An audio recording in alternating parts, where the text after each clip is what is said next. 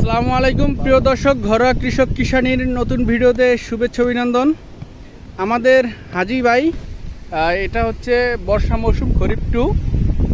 এই সময় এখানে বর্ষার যে ফসলগুলো, এর মধ্যে অন্যতম বর্ষার যে তরমুজ, এই তরমুজ এখানে চাষাবাদ করা হবে।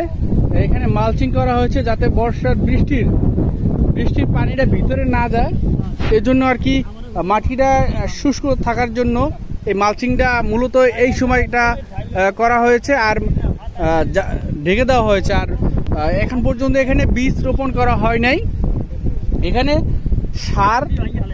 এখানে শুধু সার দিয়ে এটা এভাবে ঢেকে রাখা হয়েছে। এই যে দেখেন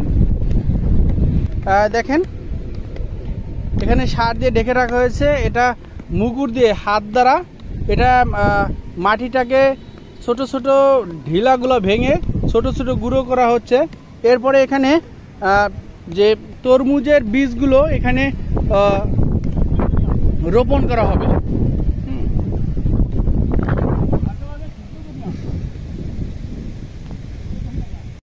দর্শক, আমরা দেখালাম যে কিভাবে বেডটা তৈরি হলো। এরপরে আবার উপরে মালচিং করা হয়েছে। দেখেন, প্রথমে যে সার দিয়ে এভাবে ঢেকে রাখা হয়েছে, ঠিক আছে এভাবে। এরপরে মাটিটা দেখলেন যে মুগুর দিয়ে গুঁড়ো গুঁড়ো করা হয়েছে। এরপরে এই যে ঠিক এরকম আবার মালচিং করা হয়েছে। এখন এই মালচিংয়ে এটা হচ্ছে বর্ষার মৌসুমের তরমুজ। এই তরমুজটা 14 ইঞ্চি পরপর এখন আমাদের এই কৃষক ফরাজি সাহেব লাগাচ্ছে। আমি একটা দেখাচ্ছি। এই দেখেন 14 ইঞ্চি পরপর এটা রোপণ করতেছেন। এই দেখেন একটা তেলের একটা মুক্কা নিয়ে এটা জোরে ঠাসা দিতে হয় যাতে মালচিং পেপারটা ছিদ্র হয়। হ্যাঁ, এটা আবার যদি এই মুক্কাটা যদি আমরা একটু আগুনে গরম করে তাপ দেই তাহলেও এটা পলিথিনটা করা যায়। এরপরে আমরা এখানে আঞ্চলিক ভাষায় এটাকে বলা হয় রোয়া বা রুইছে। হ্যাঁ, এটা রোপণ করা বলে, এটা আঞ্চলিক ভাষায় বলা হয় রোয়া।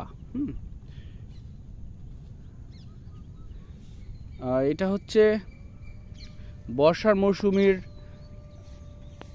তরমুজ। দর্শক, এভাবে যদি আপনারা কেউ লাগাতে চান তাহলে অবশ্যই কমেন্ট করবেন আমাদের এই ভিডিওটি বা এই প্রযুক্তিটি আপনাদের কাছে কেমন লাগলো। সবাইকে ধন্যবাদ।